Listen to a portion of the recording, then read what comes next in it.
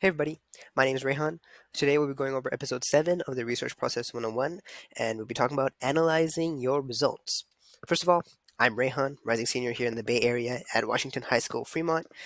I basically am like an engineering guy. I've done research in aerospace engineering and mechanical engineering, so I'm currently working on an aerospace project in UC Davis. It's about generating power using aerodynamics. But yeah, I'm just an engineering guy, and today we'll be talking about analyzing our results. So now you've come to a stage in your research where you have the data that you need, you've done your research, but now what do you do with all this data that you have? Now what? It's time to analyze. So analysis is where you'll see how your research how your experiment aligns with your research question. So all the data that you have received, all the data that you have gathered will now entail how you're going to answer your research question. So it's crucial for deriving meaningful insights because obviously that's how the research is done. With the data that you gather, we will kind of go into how this data either disproves or proves or answers your research questions and your hypotheses.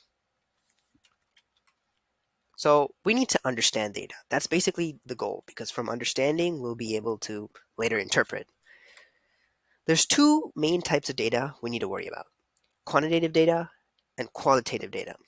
Quantitative data is, like it sounds, it's a quantity. So numbers, statistics. So an example is usage statistics. Oh, my camera just bugging out. Okay, we back. For example, usage statistics. So if you have like mobile phones, you take 1,000 teenagers and say, oh, they use their phone for an average of 6 hours daily. So that is usage statistics, straight numbers with units. That is quantitative data. Qualitative data is, now it's dependent on qualities rather than quantities. So you want things that describe data. So text, images, observations, like anything that's quality related. So for example, if you ask 10 people, 10 is a bad number, say 100 people if they like or what flavor of ice cream they like. Some will say chocolate, some will say vanilla, some will say mint, some will say butterscotch. Those are all qualitative data because they're all distinct responses. Or sometimes you could also be like a column, like as in data that is already given by you. But as long as it's a quality and not like a statistic or a number, then it is qualitative data. So the reason why data quality is very important is because we need accurate and reliable data that won't skew our process of answering the research questions. The problem with getting inaccurate or kind of skeptical data is that now it becomes harder to answer your actual research question because your data just isn't up to par to actually provide accurate information. And one thing you must always do when you're presenting your quantitative or qualitative or both kind of data, then you must remove any errors and inconsistencies. For most experiments, there's always going to be times where there's going to be some errors or some inconsistencies that kind of occur because we're human. We make mistakes when doing experiments, or people kind of, if it's like a survey, people sometimes kind of troll around with their responses. You need to clean those and make sure that your data is the right fit, basically. So you have different tools, like I'm sure everybody hearing this or watching this has used Excel, but you can use Python if you're like want to automate the process. Then R is good as well. So to begin exploring your data, you're going to start with descriptive statistics like mean, median, mode, standard deviation. These are pretty standard statistics we talk about. We learned them, like I think in middle school. Just mean is like your average, median is your middle, standard deviation is how far it goes off.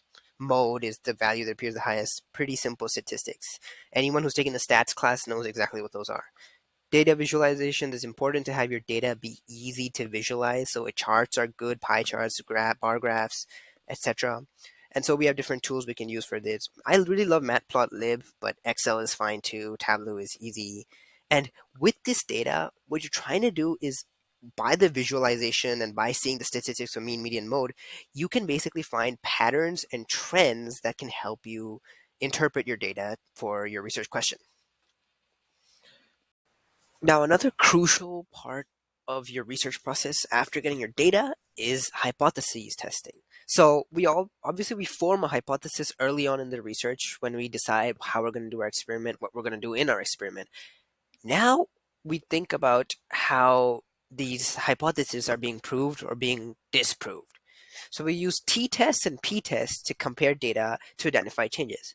So an example of like a p-test or a t-test is, say I'm selling ice cream, and I just have ice cream, and I'm thinking to put a discount on the ice cream and then sell it.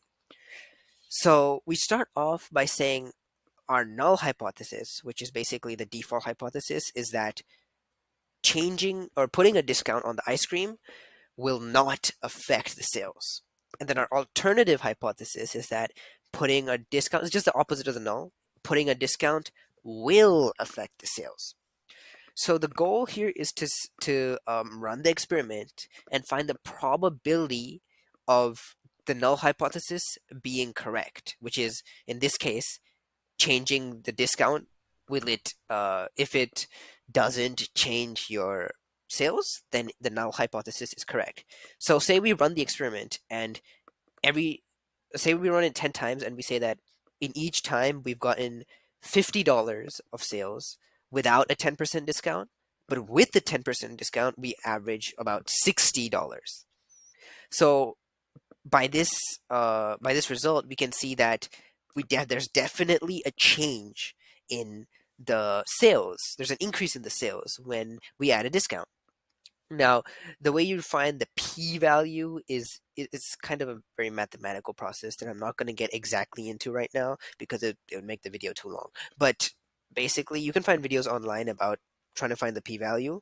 But in situations like these where the null hypothesis obviously seems to be wrong, your p-value will be under 0.05. So anytime your p-value is under 0.05, that indicates statistical significance, which means that the alternative hypothesis that you came up with, which in this case was discount does increase sales for our ice cream, it is going to be the favorable hypothesis, and your null hypothesis, which is ice cream changing the discount rate on the ice cream will not increase sales, is wrong. Makes sense, right?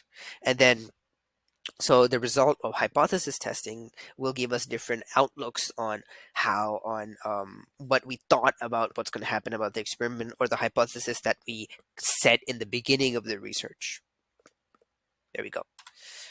Comparative analysis, a lot like uh, a lot like your hypothesis testing, where you'll compare groups instead of hypotheses here, and then you'll understand the relationships between different variables using correlation and causation. This is pretty simple, right? If you have two variables that are uh, that have that look like they have certain changes to each other, then you want to know whether are these changes just happening together, or is the change of one variable causing a change in the other variable. So understanding that relationship allows us to again just go more deeper into our research question, see what we can find out. Regression analysis is basically just analyzing that correlation and causation. Here's an example. Understand the relationship between I cannot see between advertising expenditure and sales revenue. So this is our objective using this data. So we have two variables here: X amount spent on advertising, Y sales revenue generated in dollars. We can see that every time we uh, put $1,000 into advertising, which is our X value, an extra $1,000, we gain an extra $5,000 or more in sales revenue. So this is like a business example. And so we have a regression equation here, y equals 15,000 plus 6x. And so using this data, we can see that for every additional $1,000 spent on advertising, sales revenue increases by a 6,000 average. When no money is spent on advertising, the base sales revenue is $15,000. So a business would probably use this to say, "Oh, we need to spend more money on advertising so that we get more sales revenue." And in research, instead of like aiming to get profit, you'll use this kind of equation to interpret your data and kind of see where your data is going and how it affects the answer to your research question. Sorry, my camera fell off, but we're back. Now we need to interpret all our results. So we've done our p-testing, we've done our hypothesis testing, we've done our comparative analysis. So now we know the relationships. Now we know the connections that are going on in our data. But now it's time to solidify those connections. First of all, contextualize your finding. Relate your findings to how your research question is structured. So, for example, for the ice cream one, we said, oh, does discount rates affect the sales in ice cream? And from our experiment, we saw that, the 10% discount does affect the sales and it increases the sales. So that is one thing that's one way you're contextualizing your findings to your research question. Like the ice cream is definitely the sales of the ice cream is definitely being affected by your discount rate. Now, identify implications. What do these results mean for your field? Again, this is kind of about saying how previous research and how future research is going to be affected by the results of your data and the results of your research question. Finally, recognizing limitations. In all research, there's always some kind of limitations regarding like constraint or biases.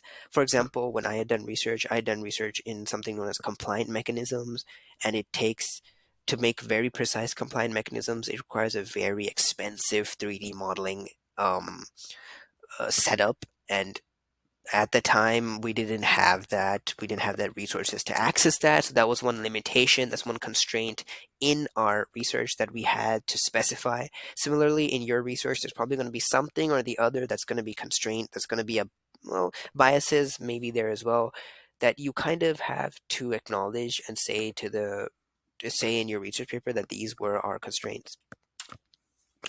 Now we have our data, we need to draw some conclusions. Just summarize your key findings, highlight your significant results. This is pretty simple. Out of all the data that you have, there's obviously some very key findings that you have, some very important findings for your research, for your field. Summarize them, make them concise, and make them very impactful. Then obviously address your questions regarding the initial research question. Answer as much of it as possible from the data received, and that is the goal of the research, right? To answer your research question. And then finally, discuss practical applications, because all research in the end is for being applied somewhere or the other, and saying where it can be applied is just a bigger step in continuing the research. Now, you have your final connections. You just have to present everything concisely. We talked about this earlier as well, using bar graphs and stuff like that. Just create effective visuals, clear, concise, informative graphs that'll help you kind of explain everything. This is like sometimes overlooked, but storytelling with data is actually a very easy way to make your data more discernible, more easy to comprehend. You start your research in a specific way and you end your research in another way, and there's a chronological order that you kind of go through in a research, right? Similarly, if you make your data presentation chronological as well, and with like a clear like pattern as to where you started, where you're going, where you're continuing, where you're ending, just having that sort of order will allow you to present your data in a very smooth manner. And finally, of course, tailor to your audience. Different fields will have different ways of kind of presenting different data. Like in our engineering, we do a lot of kind of mechanical tests that we have to present. Medicine will have a different way. Maths has a different way. English has a different way. Economics has a different way. Just find out your field, look at a couple different research papers, see how they present their data, and just take notes from them.